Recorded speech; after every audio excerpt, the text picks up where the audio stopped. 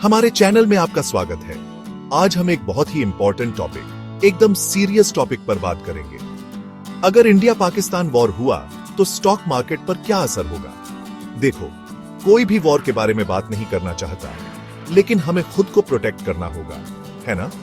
हमें ऐसे major geopolitical event से होने वाले फाइनेंशियल प्रॉब्लम्स को समझना होगा। हम दो न्यूक्लियर पावर नेशंस की बात कर रहे हैं दोस्तों। ये कोई मजाक नहीं है, ये बहुत सीरियस है और ग्लोबल इकोनॉमी पर इसका असर बहुत ज्यादा हो सकता है।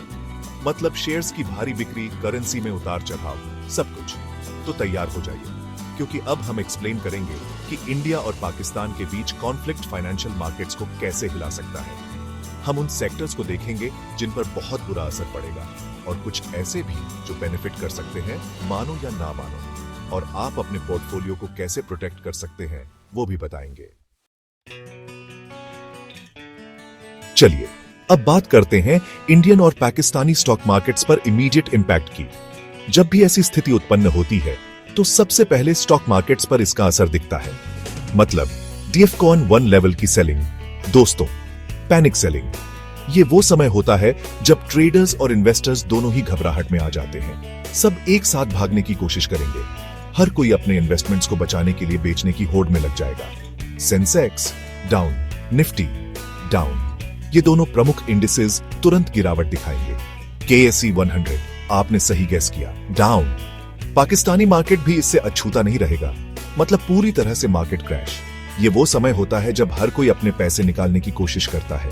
इन्वेस्टर्स को अनसर्टेनिटी पसंद नहीं और वॉर अनसर्टेनिटी से भरा होता है। ऐसे समय में इन्वेस्टर्स का भरोसा डगमगा जाता है और रुपए के बारे में तो बात ही मत करो। उसकी वैल्यू तेजी से गिरने लगेगी, वो पूरी तरह से गिर जाएगा।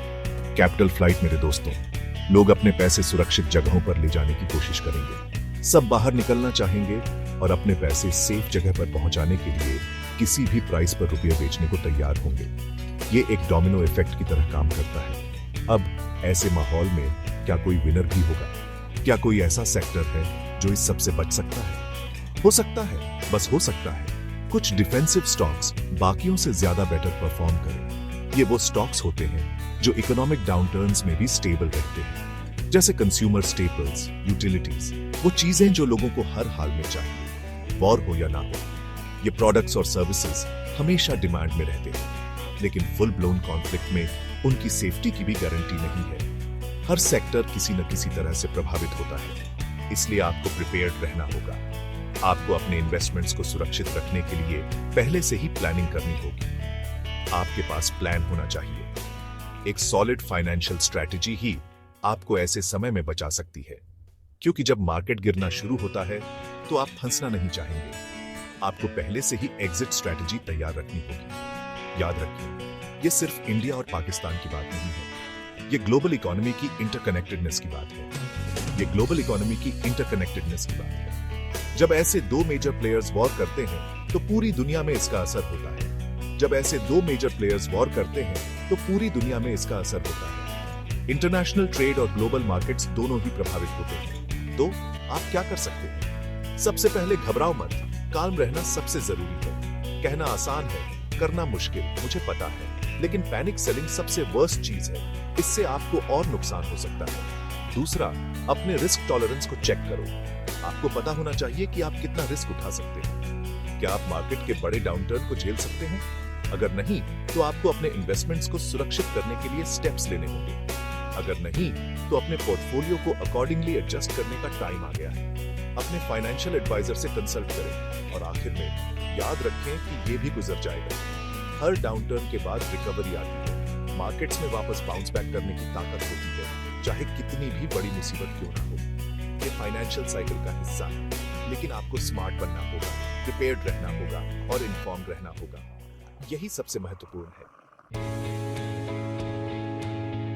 अब ग्लोबल इंपैक्ट के बारे में बात करते हैं, जो इस कॉन्फ्लिक्ट का परिणाम हो सकता है। क्योंकि ये सिर्फ इंडिया पाकिस्तान की कहानी नहीं है, बल्कि इसका असर पूरी दुनिया पर पीडीडी ढेगा। बिल्कुल नहीं, ये एक ग्लोबल कहानी है दोस्तों।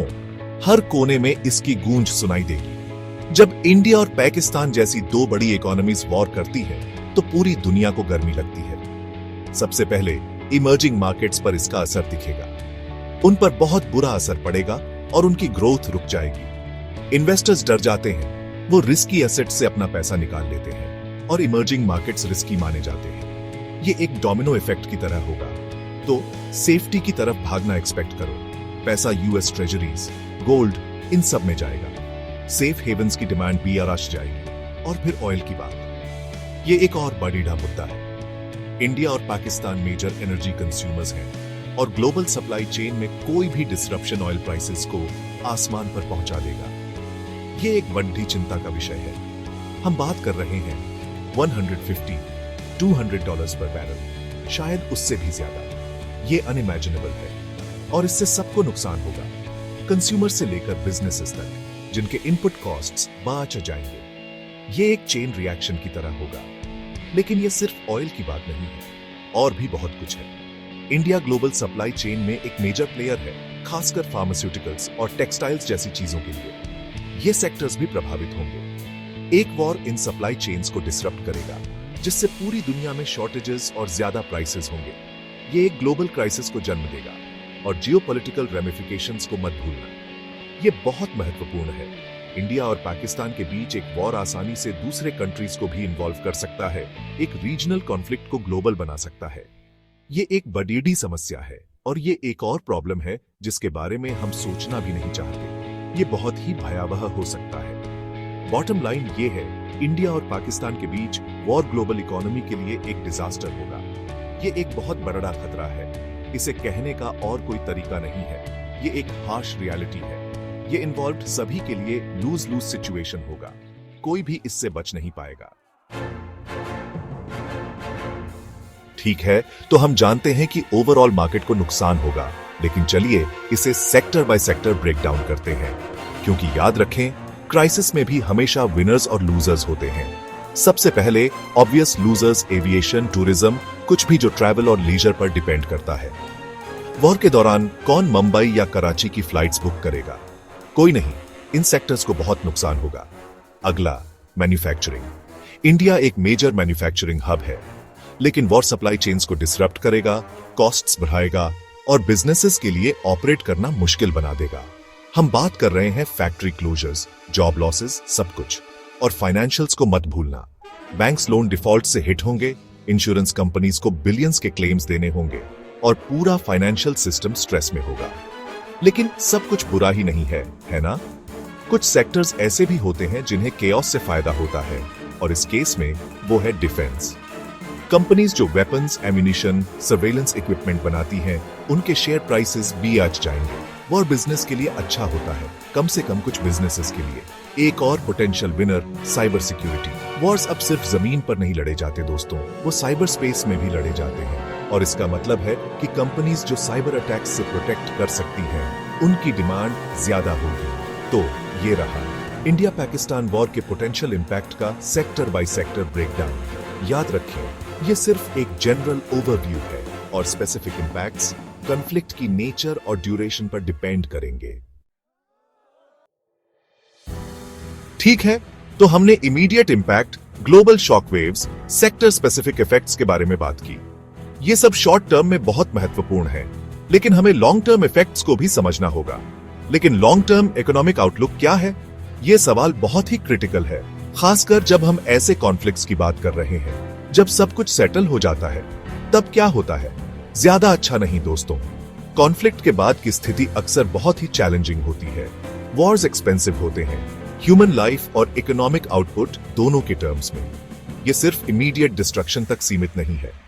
इंडिया और पाकिस्तान दोनों को रिकवरी के लिए एक लंबा और मुश्किल रास्ता तय करना होगा। ये सिर्फ फिजिकल रिबिल्डिंग नहीं है, बल्कि इकोनॉमिक और सोशल रिबिल्डिंग भी है। सबसे पहले इकोनॉमिक ग्रोथ पर बहुत बुरा असर पड़ेगा। जीडीपी डिक्लाइन होगा और रिकवरी स्लो और पेनफुल होगी।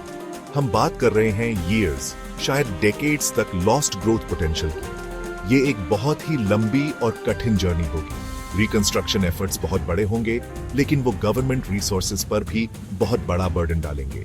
ये रिसोर्सेज लिमिटेड होते हैं और प्रायोरिटीज को बैलेंस करना मुश्किल होगा। गवर्नमेंट रिसोर्सेज की बात करें तो ज्यादा टैक्सेस के लिए तैयार हो जाइए। ये एक हार्श रियलिटी है, लेकिन अनअवॉइडेबल है। वॉर्स सस्ते नहीं होते और गवर्नमेंट्स को उनके लिए पैसे ढूंढने होंगे। ये पैसे अक्सर जनता से ही आते हैं। इसका मतलब है सबके लिए ज्यादा टैक्सेस, इंडिविजुअल्स और कॉर्पोरेशंस दोनों के लिए। ये इकोनॉमिक बर्डन को और भी बढ़ा देगा। और फिर ह्यूमन कॉस्ट है, ये सबसे ज्यादा डेवास्टेटिंग होता है। वॉर्स लाखों लोगों को बेघर करते हैं, इंफ्रास्ट्रक्चर को तबाह करते हैं और सोसाइटी पर लास्टिंग स्कार्स छोड़ जाते हैं। ये स्कार्स कई जनरेशंस तक रहते हैं। ऐसे ह्यूमन सफरिंग पर प्राइस टैग लगाना इम्पॉसिबल है। ये एक ऐसी कॉस्ट है जो कभी पूरी तरह से रिकवर नहीं हो सकती। लेकिन सब कुछ बुरा ही नहीं है ना? हर डार्क क्लाउड में एक सिल्वर लाइनिंग होती है। हर डार्क क्लाउड में एक सिल्वर लाइनिंग होती है। ये हमें आगे बढ़ने की हिम्मत देती है। और इस केस में सिल्वर लाइनिंग ये है कि वॉर अक्सर इनोवेशन की तरफ ले जाता है। ये एक पैराडॉक्स है, लेकिन सच है। सोचो, आज हम जिन टेक्नोलॉजीज को ग्रांटेड लेते हैं, रेडर से लेकर कंप्यूटर्स और इंटरनेट तक, वो ओरिजिनली मिलिट्री पर्पसेस के लिए डेवलप की गई थी। ये इनोवेशंस हमारे डेली लाइव्स को ट्रांसफॉर्म कर चुकी है। वॉर टेक्नोलॉजिकल प्रोग्रेस को एक्सेलरेट करता है, भले ही गलत रीजन से। ये एक हार्श रियलिटी है, लेकिन इससे हमें फ्यूचर के लिए तैयार होने में मदद मिलती है। तो वॉर की सिचुएशन में इंडिया और पाकिस्तान के लिए long term economic outlook bleak होगा, लेकिन होप की एक किरण है। ये किरण हमें आगे बढ़ने की प्रेरणा देती है। ह्यूमन स्पिरिट रेजिलिएंट है और हमारे पास रीबिल्ड और इनोवेट करने की रिमार्केबल एबिलिटी है, चाहे कितनी भी बड़ी ट्रेजेडी क्यों ना हो। ये रेजिलियंस ही हमें फ्यूचर चैलेंजेस का सामना करने में सक्षम बनाती है। देखने के लिए धन्यवाद। देखो, कोई भी इंडिया और पाकिस्तान के बीच वॉर नहीं देखना चाहता। ये इन्वॉल्व्ड सभी के लिए एक ट्रेजेडी होगी, लेकिन इन्वेस्टर्स के तौर पर हमें सभी पॉसिबिलिटीज के लिए प्रिपेयर्ड रहना चाहिए, अनथिंकेबल वंस के लिए भी। अगर आपको ये वीडियो हेल्पफुल लगा तो लाइक, शेयर और सब्सक्राइब करना ना भूलें ग्लोबल फाइनेंशियल मार्केट्स पर और इनसाइट्स के लिए। हम यहां हैं आपको मार्केट की कॉम्प्लेक्सिटीज को नेविगेट करने में हेल्प करने के लिए, खासकर अनसर्टेनिटी के टाइम में। याद रखें, नॉलेज इज पावर। आप पोटेंशियल रिस्क्स और अपॉर्चुनिटीज के बारे में जितना ज्यादा समझेंगे, आप इन्फॉर्म्ड इन्वेस्टमेंट डिसीजंस लेने के लिए उतने ही बेटर इक्विप्ड होंगे।